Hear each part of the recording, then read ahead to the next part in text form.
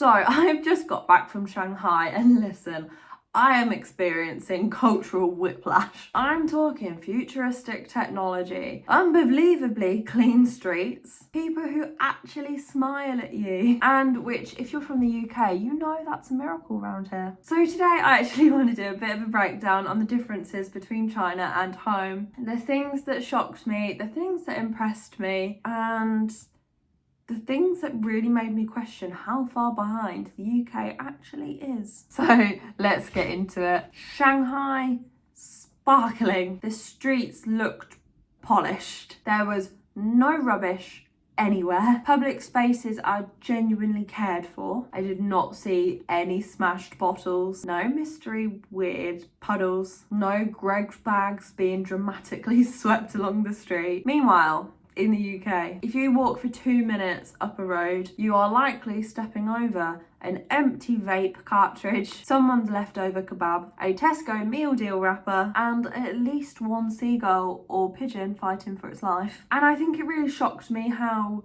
normalised it seems that we see filth back home compared to other places. Shanghai was probably the cleanest major city I have ever seen, and it wasn't performative, it was just a part of daily life. And there was something that surprised me so much, and the people were so friendly. Not thinking I don't think the Chinese aren't friendly, that is not what I'm saying, but more so locals were chatty, they were open, they were helpful, they were curious. I could make eye contact with someone and not receive the kind of British "Why are you looking at me stare?" In the UK, I feel like sometimes staring at a stranger sort of feels like a threat. It's, oh, do you have a problem? Or what are you staring at me for? But in Shanghai, people were patient and a lot of people seemed genuinely excited to help. It felt a lot more human and a lot more warm, and the society kind of felt nicer. I felt like I could really smile at someone and they'd smile back at me, and sometimes I even tried to make conversation when I couldn't speak with them, but I really appreciated the gestures, and there just seemed to be a lot more respect and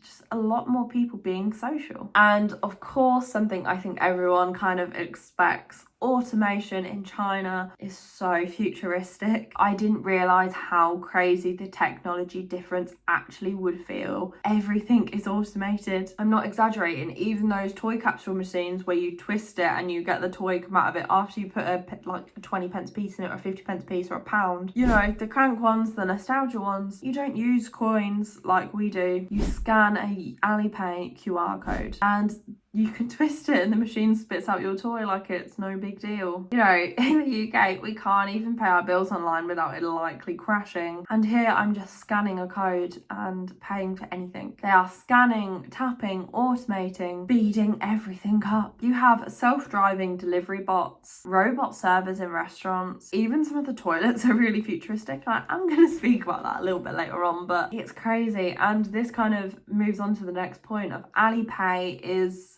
everything in China. Transport, food, street markets, supermarkets, vending machines, arcades, taxis, robots, literally everything is on Alipay. It sort of does act like Apple Pay, but a lot more in depth. But what shocked me most wasn't the convenience of it, it was the trust of it all. In UK markets, a lot of the time it's cash only, no touching, and kind of don't breathe on anything you don't want to look at. In Shanghai, they'd handed me my items before I'd even paid for it because they trusted that I will pay with my Alipay. There's no panic, no suspicion, no passive aggressive sighing while I'm digging for coins because I can't find the money. It made shopping feel a lot more calm, a lot more respectable, and honestly, I found it a lot more enjoyable. I'll be honest, I have some disabilities, so disability inclusion is something that I do keep my eye out on because it does normally affect me, and this one really blew me away. But Shanghai and China's accessibility was a lot better than what I expected it to be. Accessibility didn't really feel like an afterthought or kind of a PR move, as in some places it does feel that way. It just was a standard. I saw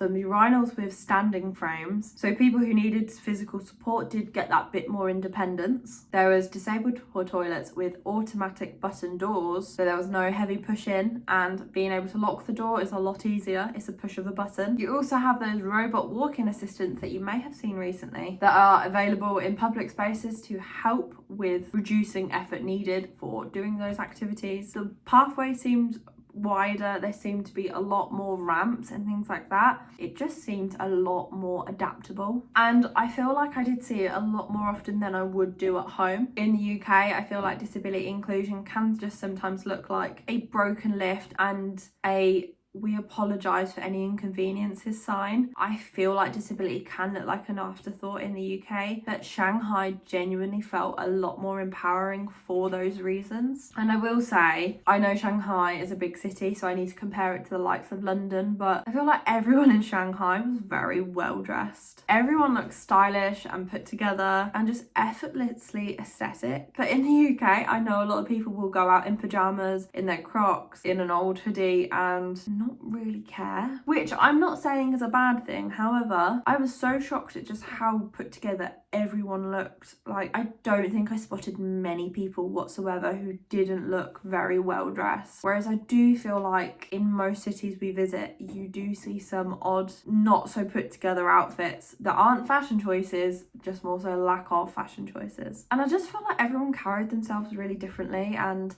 of course, I understand the culture's different and maybe some of these aren't so much positives as they seem, but it was definitely very different. And listen, I cannot talk about Shanghai without talking about one of my favourite experiences.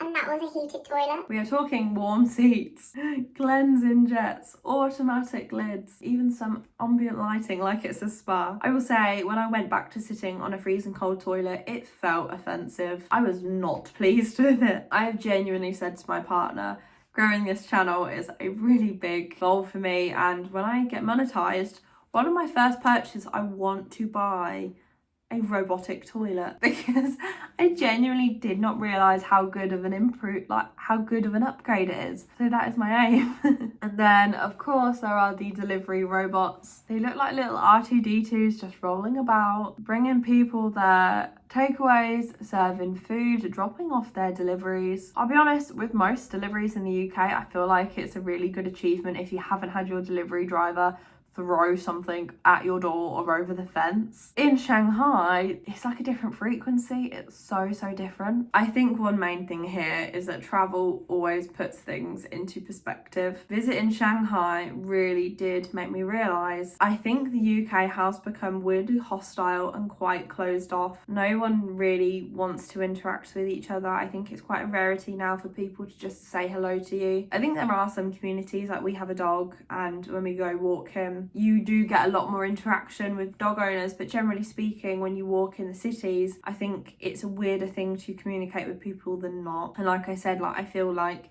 if you look in someone's direction, that could easily be misinterpreted really wrong. In the UK, I think we also kind of accept some of the lower quality infrastructure and just see it as normal. I don't think some of the things we bat an eyelid at that we probably should be doing more. A lot of our systems are outdated, and when you look at these in comparison to some other countries, we do seem really behind on how we are actually acting as a country. Our technology adoption is painfully slow, and when you look at how advanced these countries are, when you think of us as being a really forward country, I think all the things we have not adopted, and I genuinely think they are probably decades ahead of where we are, and I think it's really mind-blowing. And again, I don't think we're prioritising community. I didn't really touch on it, but we'd seen people in parks doing community dancing and Tai Chi, yoga, all different things, and there was a lovely community sense to it. I mean, you'd see people just exercising on the side of the street and people joining in, and that just doesn't happen here. And I think a bottom line for me, especially noticing, we just do not prioritise accessibility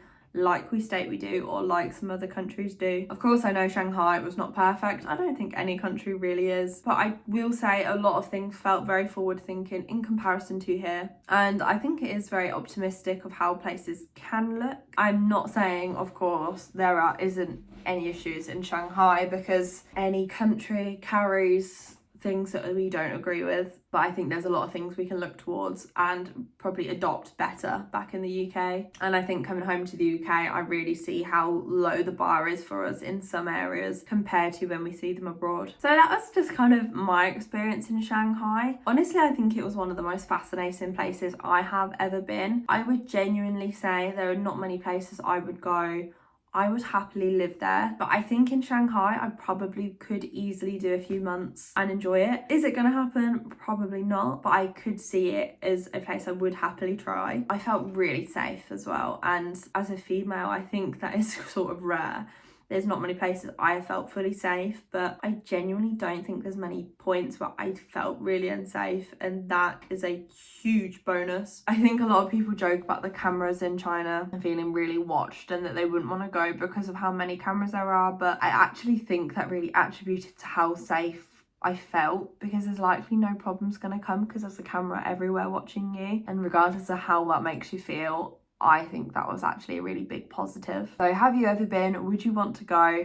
I know for a lot of people China is actually very high up on kind of their bucket list travel, so I'm very fortunate that I was able to go, and I cannot wait to return, I'll be honest. And what differences do you think shocked you most? I do think a big part of it was actually the cleanliness for me. I didn't expect it to be so clean, especially when you compare it to the UK. It is definitely eye-opening. I kind of expected a lot more futuristic things because, you know, this how we look at Asia. We do normally see a lot more technological advances, but some of the smaller things like the cleanliness or even just Alipay culture was very eye-opening. If you liked this video, please like the video and subscribe down below. I know this one is a different one. I'm just testing a few things and seeing what people enjoy. There is always a lot of differences when traveling, and I think it's really cool to just kind of hear about them and understand them. So if you want to see more videos like this, please let me know down below. Thank you guys so much for watching, and I will see you in the next one.